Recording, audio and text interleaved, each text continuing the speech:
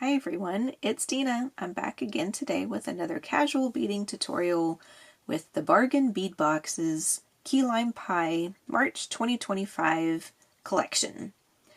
Today's we will be doing a necklace.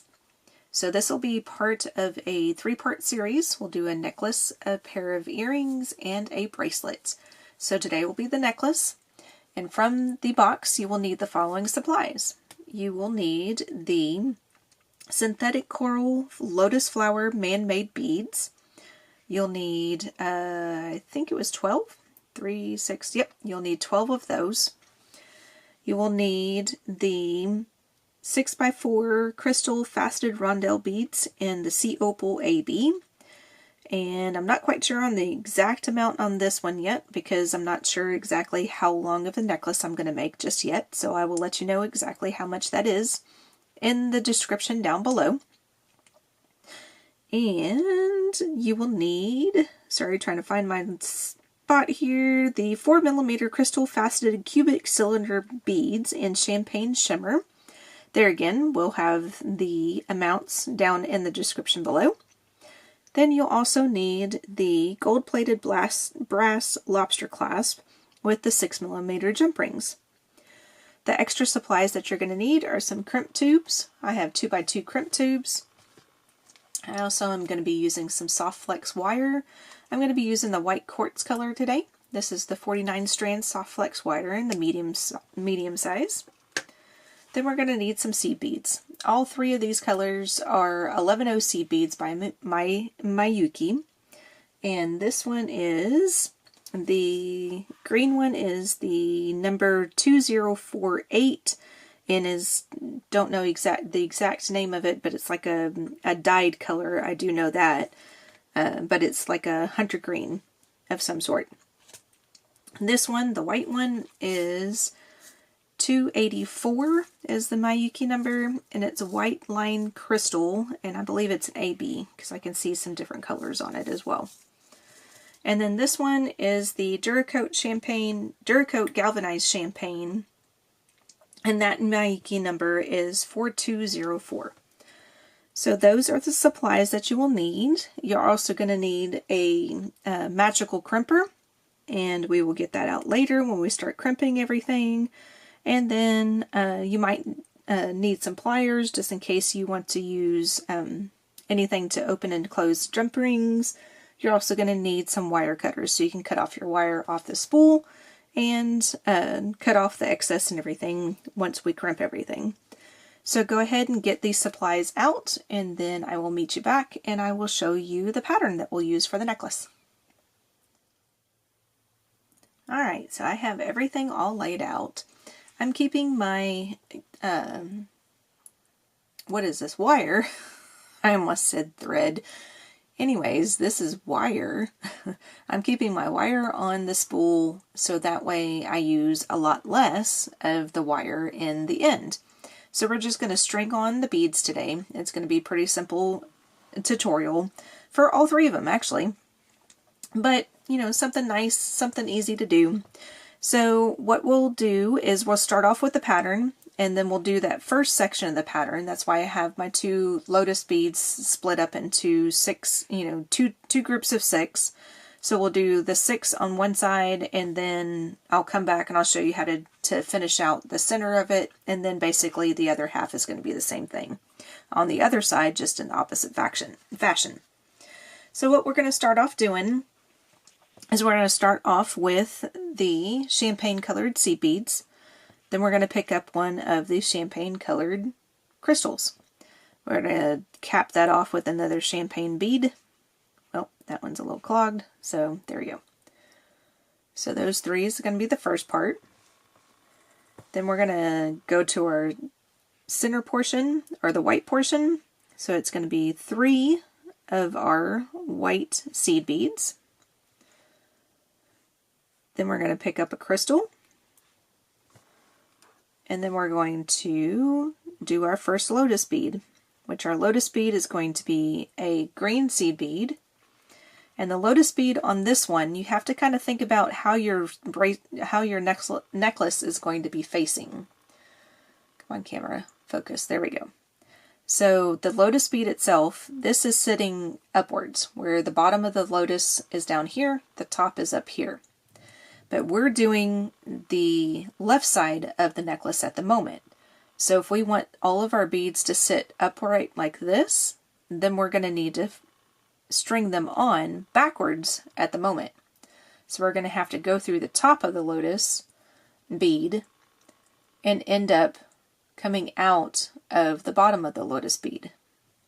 So this half of the necklace, we're going to have to do it in that fashion. So go ahead and finish with another green seed bead. Then we're going to mirror after what we did with another crystal bead, white crystal, and then 3 of the white seed beads. And that basically is the repeat that we plan on doing. So we have the 3 champagne colored beads, then we have 3 of the white seed beads, a white crystal, then a green seed bead, a lotus flower, green seed bead, another white crystal, and then 3 more seed beads. So then we're going to start off with our next repeat with the 3 champagne colored beads again. So we're going to continue to do this until we get to the center of the necklace. And like I said, I have everything spread out into 2 groups of 6. So I'm going to string on 5 of these lotus beads, and then I will come back in doing the same pattern that I just did. And then I will come back and I will show you how to do the center portion where we will put on bead number 6, lotus bead number 6, and lotus bead number 7. So go ahead and continue this pattern again. And I'll show it to you one more time just in case you need it. Go ahead and continue that pattern, and then I'll meet you back and I'll show you what to do next. Alrighty, so now we have all 5 of our first lotus beads strung on. So now we're going to do the center of the section of the necklace. So in order to do that, we're going to start off with, like normal, and add our 3 champagne beads, like that. Then we're going to add our 3 white beads. We're going to add a crystal. So far we're doing everything just about the same. Then we're going to add a green seed bead. And we're going to add our lotus bead, where it goes from the top to the bottom, like we've been doing. Now this is where it's going to differ. So now instead of adding another green seed bead like we've been doing, we're going to add 3 of our champagne beads. And then the champagne beads are going to be the center of the necklace. So now we start adding our lotus bead again, but this way is going to be in the opposite direction. We were stringing from the bottom of the bead to the top of the bead. Now, we were stringing from the top of the bead down to the bottom of the bead. Now we're going to string from the bottom of the bead to the top of the bead, because now we're doing the right side of the necklace, and we want our lotus flowers to be sitting all upwards on either side. So when you look at it like this, now you have both of your lotus flowers sitting in the correct direction. So now we just do the opposite of what we've been doing. So we already have our lotus flower on. To finish out this section, you add a green seed bead. Then you do the opposite of what we've already done, which is going to be adding a crystal, a white crystal, then 3 of our white beads, and then our next champagne section. And then that finishes out the normal rotation. And then we continue on. The next little section is going to be just like what we've been doing. So we add our 3 white seed beads. And then we add a crystal, a white crystal, a green seed bead, our next lotus flower, going from the bottom to the top, like that. And then the next green seed bead, then a crystal, a white one, then 3 white seed beads, and then we start our rotation again with another 3 of the champagne beads. So go ahead and finish that portion out, and then we will measure our necklace and see where it's at and see if we want to add anything extra or if we want to keep it just at the length that we want. So meet me back in a second and we'll figure that out. Alrighty, so I have everything already strung on, and my estimation was actually pretty good. I usually like to wear about a 17 to 18 inch necklace, somewhere around in there. Only because 16 inches is almost like a choker for me. And I don't like to wear anything that's really tight on my neck or anything, or getting close to being tight on my neck. So I like to wear something that's a little bit looser, so I tend to make most of my necklaces a little bit looser as well. So this ends up being just around 17 inches, so this is almost perfect. So we're going to go ahead and end here. The only thing different I'm going to do is I'm going to go ahead and add another white crystal to the end before I put in my crimp tube, and then that way I have another crystal that I can go through with the beading wire to help stabilize it at the end. So I'm going to go ahead and put my crimp tube on. I've already got my crimping pliers off here to the side, as well as my cutters. So on this side we're going to make a little small loop to where we go back through the crimp tube again, and then just maneuver the wire until it ends up with just a little small loop, just enough to be able to get your jump ring through here in a little while. What we'll want to do also is get that crystal, that last crystal that we added, the extra little crystal, go ahead and string that through to where it's close to the crimp tube, or you don't have to, it's either way. I usually just do this to kind of help gauge where I need to be in order to make my crimp. So now what you want to do is you want to center your crimp tube inside the crimpers. Something similar to that. I have to get kind of close here to make sure that I'm in the center. Yeah, that's pretty close. Okay, there we go. I like that a little bit better.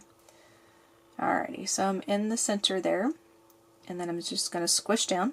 When you squish down once, it's going to make your crimp tube look like a little square. Like that. Then what you'll want to do is turn your wire to the side where it's 90 degrees, put it back in the middle of the crimp tube, and then squish again. When you squish again, it makes it look a little bit more like a tube, like a squished tube. And then you continue to do this, keeping it in the center of your pliers the whole time, and then twist and turn and squish until you feel no more resistance.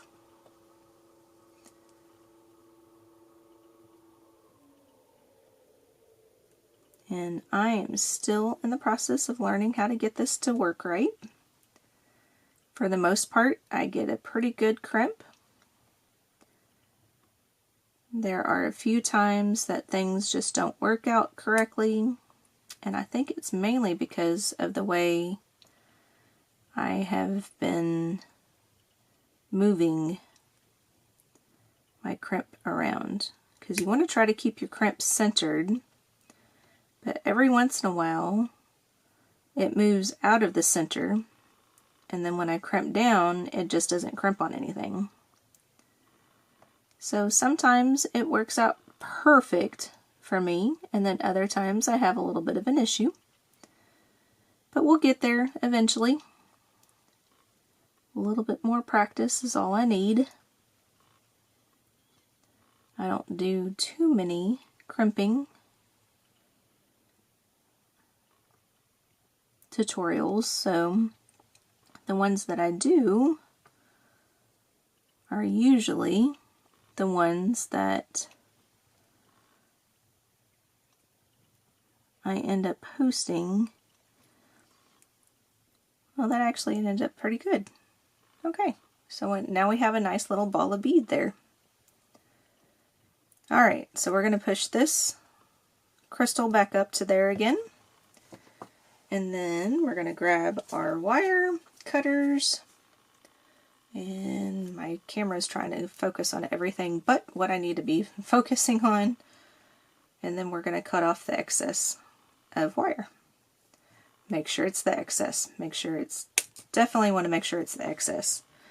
I have accidentally tried to cut off the wrong end already, and it was very sad. So now we have that done. Now all we have to do is just push our beads down to the other end. And then I learned this from another YouTuber, that she likes to curl up her necklace or anything that she's working with, and then that way it helps to keep a little bit of looseness inside the necklace itself, so that way the beads are not so tight together. And then what she does is she uses 3 finger widths of the wire, and then she cuts after that, and then that's what she uses to put the other half of the crimp tube on. Now on this side, we need to not forget to add our crystal first. Oh, and get the cat fur out of the way. That's when you know my cats have been sitting on my bead mat. And then we put the crimp tube on next. So we put that last crystal on again. And then this one, we want to string back through the crimp tube one more time. Plus go ahead and try to get through the crystal. You don't have to get through it yet, it just makes it a little bit easier. You just want to make sure that your wires are just about even, meaning that they're not really crossing over. And what I'm doing is I'm holding on to the left side of the loop with my left hand, and I'm pulling down with my right hand on the right side of the loop. That way I know it's still attached to this part of the necklace, and I'm curling it up again, making sure that we're still kind of loose. That way I know that this side of the loop on the left hand side is this part of the necklace, and the right hand side is the short part of the necklace that we're about to cut off and crimp down. So now I'm okay with where it's sitting. So I'm going to get the crimp tube into the center of the crimpers again. Now I have to kind of move the crimp tube a little bit away from the crystal. So I just do that ever so slightly until I get into the middle of the crimper again, just like that. And then you squish down, and then you turn it the 90 degrees, and then continue to do it to squish down again. And then when you're twisting, eventually you'll get to a point where you won't feel any type of resistance at all with the crimp tube itself. And when that's the case, that's usually when you have your nice little ball of crimp done.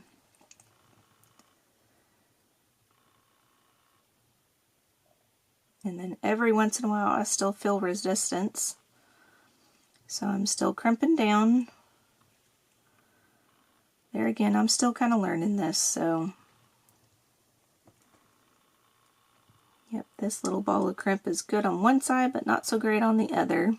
So we're still going to kind of work on it a little bit. That's a good thing about these crimp tubes, is that if you're learning with this, they're not going to break and fall apart. Even if your crimp doesn't look all that great, and it doesn't really quite look like a little bead yet, it's still not going to fall apart on you. It's still a pretty good resistance, and it keeps the wire together really well. Alrighty, so that one's actually pretty good at the moment as well. So to test it out, you can always take your pliers and then start tugging. And nothing is moving on that. It ain't going anywhere. So we're pretty good. So now I'm going to take my cutters and get up close to, the crystal that we added, and then cut off the excess.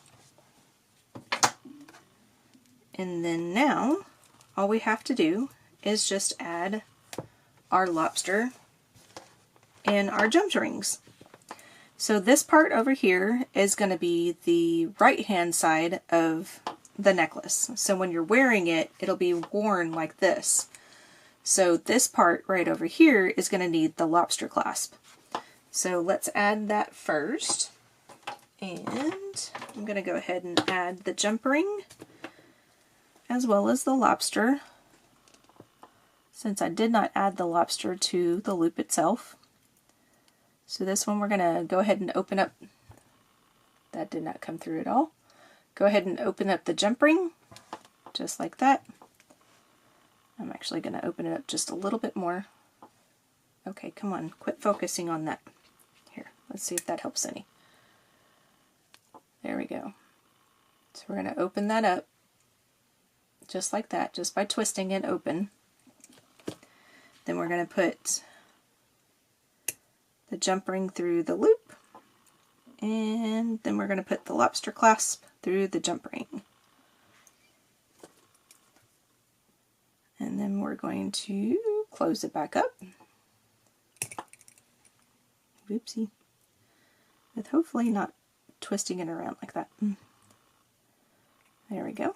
Now it's all closed up. Now we need to put the jump ring on the other side. So let's see if I can get this one to focus. We'll move that out of the way, see if that helps. So you put your pliers on either side of the open portion of the jump ring, and then you twist open like that.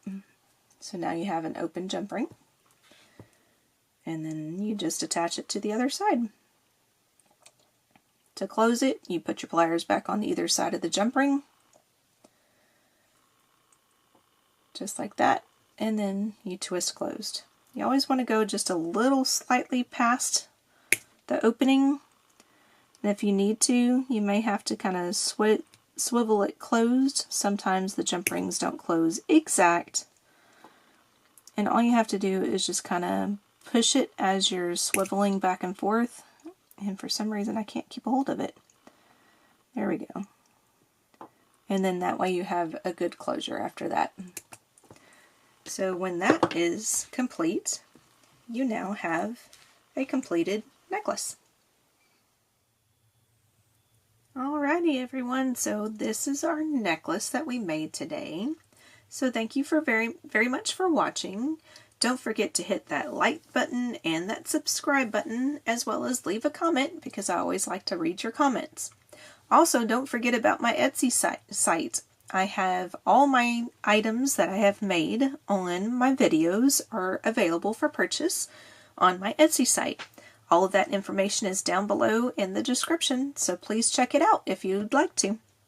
Thanks again for watching everyone. I'll see you in the next video. Bye.